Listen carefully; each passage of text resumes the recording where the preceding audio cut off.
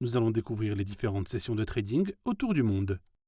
Nous allons commencer par voir les différents types de sessions qui existent et ce qu'elles représentent.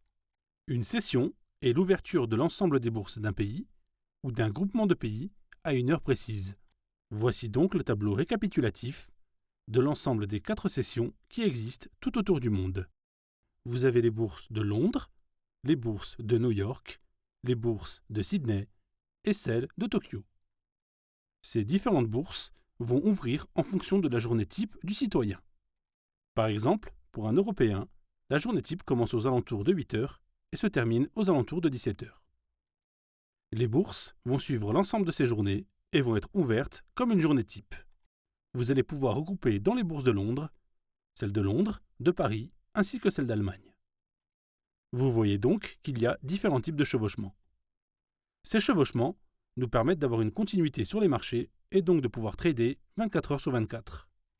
En revanche, les bourses sont fermées le week-end, puisqu'il y a des salariés qui travaillent à l'intérieur de ces dernières.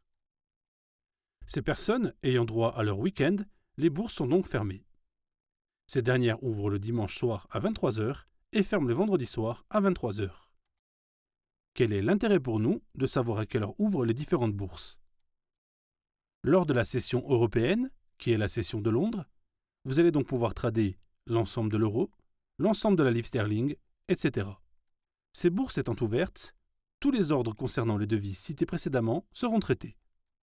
Il y aura de la volatilité sur ces devises et sur toutes les paires de devises où l'euro ou bien le franc suisse entrent en compte. Lors de la session américaine, représentant donc les bourses de New York, tout ce qui va concerner le dollar américain, le dollar canadien et l'ensemble de ces ordres seront traités à ce moment-là. Pour les bourses de Sydney et donc d'Australie, il y aura donc une forte volatilité sur le dollar australien ainsi que sur le dollar néo-zélandais. Lors de la session asiatique, il y aura de la volatilité sur le yen japonais. Il est important que vous compreniez parfaitement l'ensemble de ces termes. Vous les retrouverez dans de nombreuses interventions dans les services Trade TV ou bien Area Trade. L'intérêt de comprendre à quelle heure il va y avoir de la volatilité et sur quelle devise monétaire précise. Si nous arrivons à 9 heures du matin sur le marché du Forex, nous serons en pleine session européenne. Il sera donc préférable de trader l'ensemble des paires de devises où il y aura du franc suisse, de l'euro ainsi que de la livre sterling. Si nous arrivons à 23 heures, nous serons en plein milieu de la session australienne et il sera préférable de spéculer sur le dollar australien. Un point fondamental à savoir étant, lors des ouvertures et des fermetures des sessions, il y a énormément de volatilité, car l'ensemble des ordres, n'ayant pas été traités durant la fermeture de bourse, doivent être traités lors de l'ouverture. C'est pour cela qu'il y a énormément de volatilité durant les 5 premières minutes de l'ouverture.